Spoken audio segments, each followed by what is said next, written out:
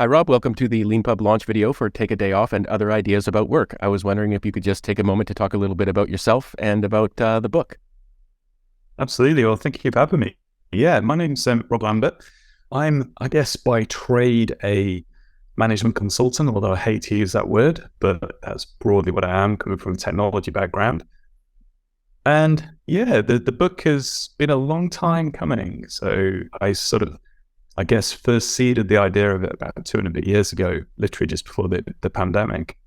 But it just took such a long time to come to fruition maybe we'll jump into it, but mostly in my brain, it wasn't about actually getting the book down. It was more about trying to wrangle through what the book was supposed to be.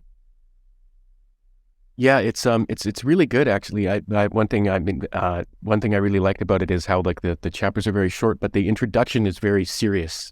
It's about a man he survives, and you're clear about that at the beginning, but it's about a man who had a heart attack and realized as he was sort of like, you have this very evocative description of him seeing the sort of ceiling lights in the hospital as he's on the way to the surgery theater go by, and he's like, I never took a day off. Yeah. Yeah, well, that's where the title of the book and it come from. I mean, in a sense, the book is a little bit of a pushback on maybe what we're seeing all over social media, and that's really where the title came from.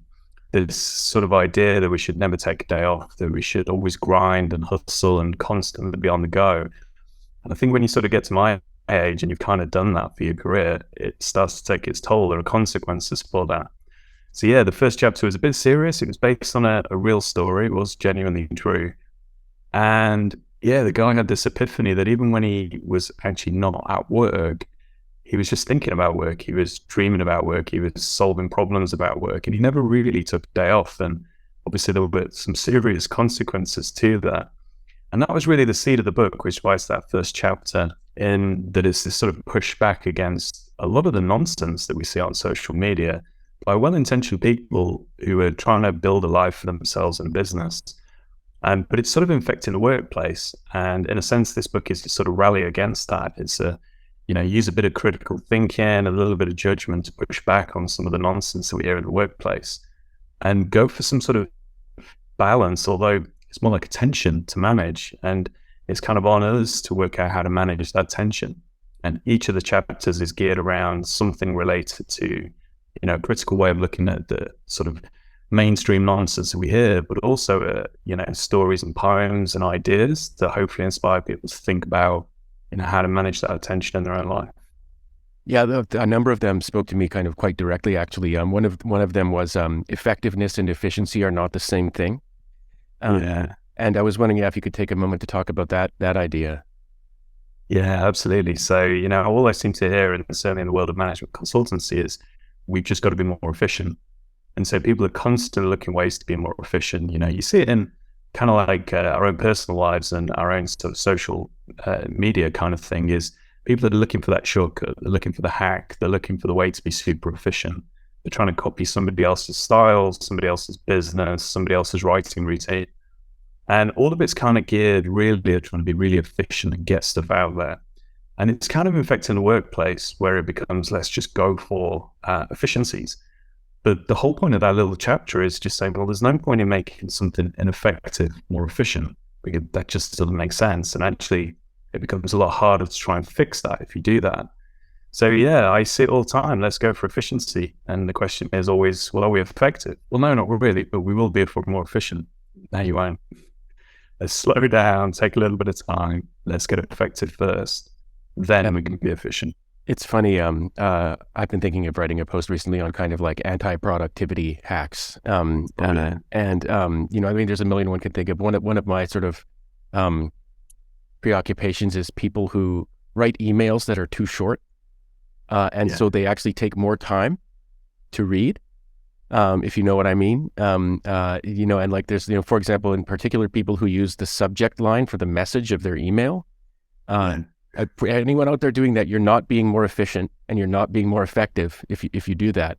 But a lot of time people sort of like, they make these sort of mistakes. Like if I get something done, if I get this one part of the process done in less time, then I must have been more efficient.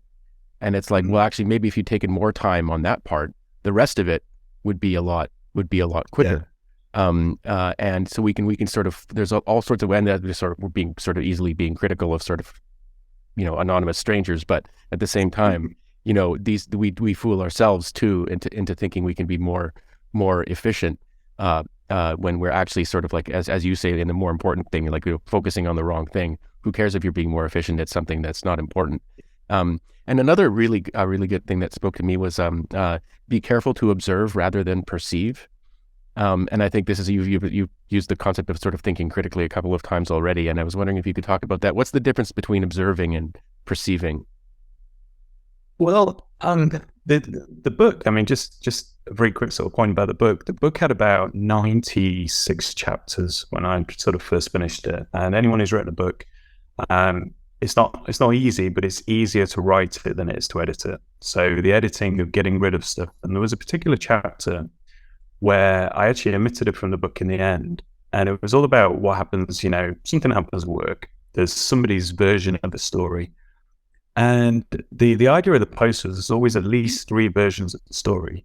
There's your version, there's the other person's version, and then there's the truth. And we each, we've got our biases, the way that we perceive the world, we see what we want to see, we hear what we want to hear.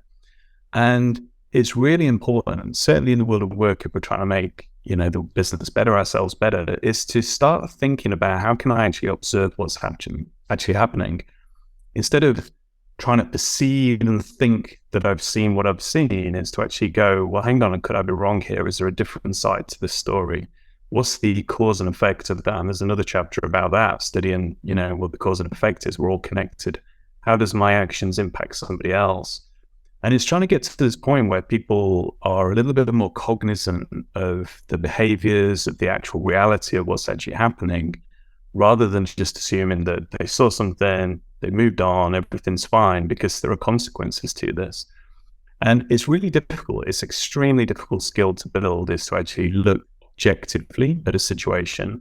And in various other books, some of which are on the Leanpub platform, I do talk a lot about behaviors being the only thing that really matter in a business when it comes to people. People talk about mindset, they talk about culture, but when we boil all of these things down, we can't really ever understand what's going through somebody's mind. And culture is nothing more than a set of behaviors. So if we focus on behaviors, things such as what people do, what they say, how they say it, body language, and the things that they actually produce and do, we can become a little bit more objective about the situation. So I don't know whether you've ever heard this sort of thing where if you're a manager, somebody comes to you and said, "Oh, Bob was really rude to me." Okay, well, what did Bob say? How did he say it? What were the consequences of it? And sometimes when you unpick these things and you unravel them, you find that there's absolutely nothing there at all. It's sort of almost like a perception of something happened. And so really that was the sort of aim of that chapter, is let's try and get a little bit more objective. Let's try and have a look at the facts and the data and the evidence before we jump to conclusions about something. Thanks very much for that great description of the book. It's Take a Day Off and Other Ideas About Work. Thank you very much, Rob, for taking some time out of your evening to talk to me and to talk to all of us in this launch video.